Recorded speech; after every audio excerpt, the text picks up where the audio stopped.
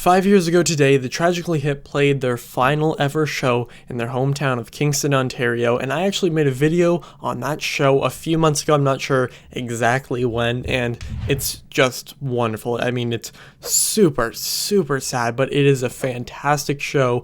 Gord Downie will always be one of the best frontmen of all time, and for me, being a Canadian, the Tragically Hip is not only the greatest Canadian band of all time, but the most important one, and one day I want to make a video on that. But today, I'm going to tell you my top 10 favorite tracks by the Tragically Hip. Now, a lot of these are some of their big tracks, and obviously that makes sense. I've listened to almost all their albums, especially their big ones, because they're some of the best of all time. Up to Here, Road Apples, those two are my two favorites. Fully Completely is really great as well. They have a ton of incredible albums. Obviously, you guys will know that. I have 10 honorable mentions, and then we're going to get into the list, and these are in no particular order. We have Silver Jet, Poets, Small Town Bringdown, Fireworks, Long Time Running, The Darkest One, Courage, 38 Years Old, It's a Good Life If You Don't Weaken, and Twist My Arm. Now, I love all of those songs, and some of them were on the list before, and part of me does want to switch out some of them, but I really just love all the tracks. I love every single track on Up to Here. I love every single track on Road Apples, and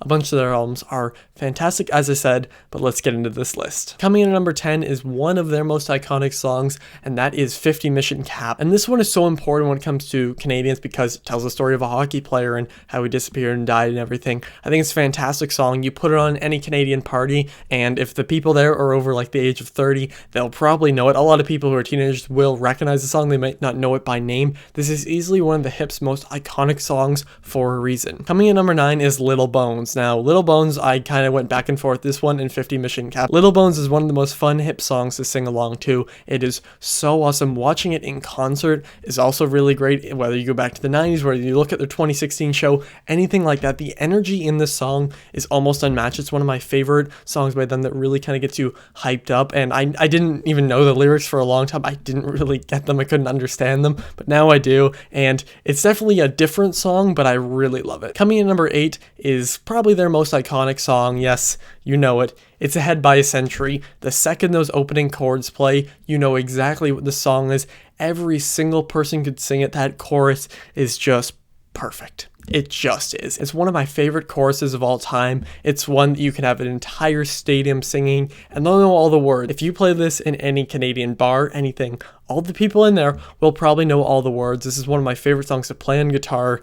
It's just wonderful. Coming in at number 7 is a song that it actually took me a while to love, and that is Blow It High Dough. Now, Blow It High Dough, again, is one of their biggest songs, as basically all the songs on this list are. But it was very different because I never really heard it all the way through, and I guess in the right setting. Like, I'd heard bits and pieces of it, but when I finally sat down and listened to the whole album, and as I said many times, Up to Here is my favorite Hip album, I was blown away by this song. Part of me wants to put this in the top 3 because it really just is one of those perfect songs. It starts slow and there's this crescendo and it just builds into this great piece of art. The Hip makes some very different rock songs to the point where a lot of them are acoustic rock, but this one works because it's got the slow parts, it's got the fast parts, it just has everything. Coming in at number 6, we have the best track from Up to Here, I Don't Want to Swim, because New Orleans is sinking. Yes, that was a terrible joke, and please forgive me for that. I had to put that in there somewhere. I love this song. This is like one of the first Hip songs that I really fell in love with, because when I look at the songs that rank higher on this list, I will say this one's probably my favorite one that gets me more hyped. Obviously, there's another one that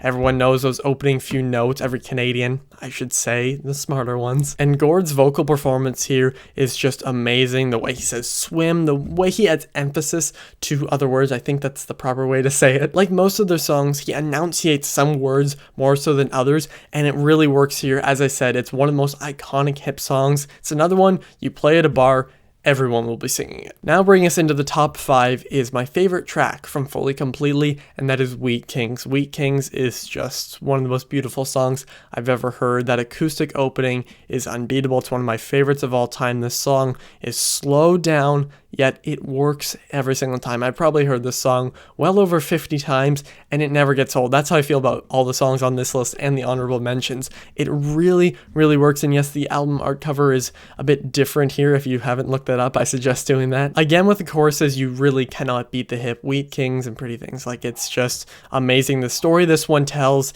is very sad. It's more subtle than the other ones, but it works perfectly. Coming in number 4 is a song that's probably in the top 3 most famous songs. It was my favorite song by The Hip for a while, and that is Bobcaygeon. This is like the perfect kind of Canadian road trip song in a way, at least when you're driving out and you see like mountains or something, or kind of just like the forest, everything. That's what I think of when I think of Bobcaygeon. It's just this beautiful song, and everybody knows it.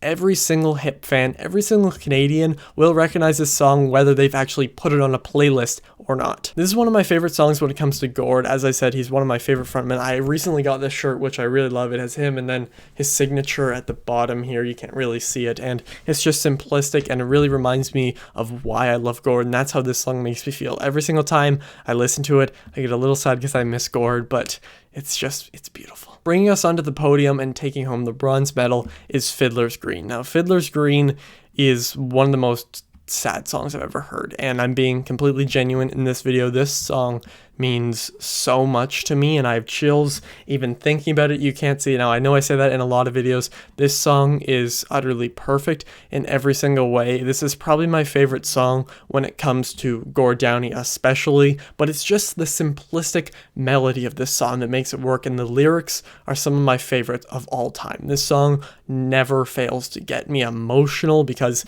the whole location of Fiddlers Green and the story behind the song about, I think, his nephew or some family member, it's just heartbreaking every single time. I find that the best songs typically come from true life stories, and that's the same way I feel about Fiddlers Green. I highly recommend checking this song out if you haven't, if you're one of the random ones that hasn't, but make sure to bring your tissues. Taking home the silver medal here is Grace 2. Now, Grace 2 is one of the songs that they played on SNL back in 1995 or 6, whenever that was, and that was like their only big exposure to America, and I guess the Americans just kind of forgot about them, but at least we have them now. We got the Hip and they don't, which is just great. But Grace 2, again, slower songs. As you can tell, my favorite songs by the Hip is when they slow it down, because you can just see all the genius behind the lyrics, behind the melody, behind all, again, every single instrument too, and Gord Downie just shines once again. This was my favorite Tragically Hip song for a long time, but it isn't anymore, because coming in at number 1